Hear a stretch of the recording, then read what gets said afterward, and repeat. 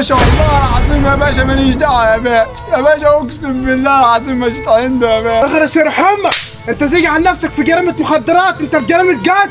اخلص يالا، انت عامل جريمه، انت ايامك سودة. يا باشا اقسم بالله ده صعب يا باشا، يعني انا ما صعب يا باشا، ده انا عزيته اكتر من اخويا يا باشا، انا عزيز صعب ده اكتر من نفسي يا باشا. وعز الجلال الله وانت شايف الشارع تاني، هات على السجن يالا.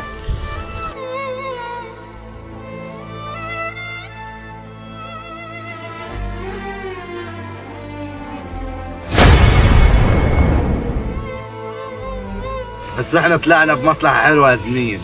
يا عم ده احنا يا ريتنا ما موتناه. هي المصلحة دي طلعت بكام يعني؟ طلعت ب50 باكو.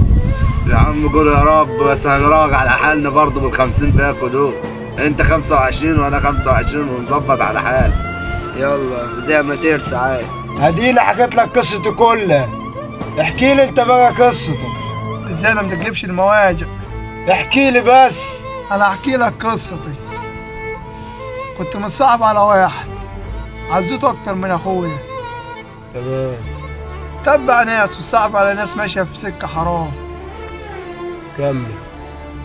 جيت عند نصحته اول مره، ما رضيش يسمع بنصيحتي. كمل. نصحته تاني مره،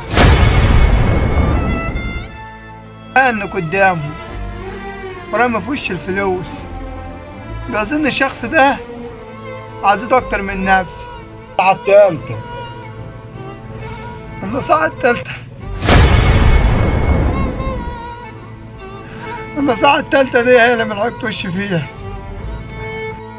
بس أنا محتاجك جنبي. وعد الله ما سيبك حتى لو فيها موتي.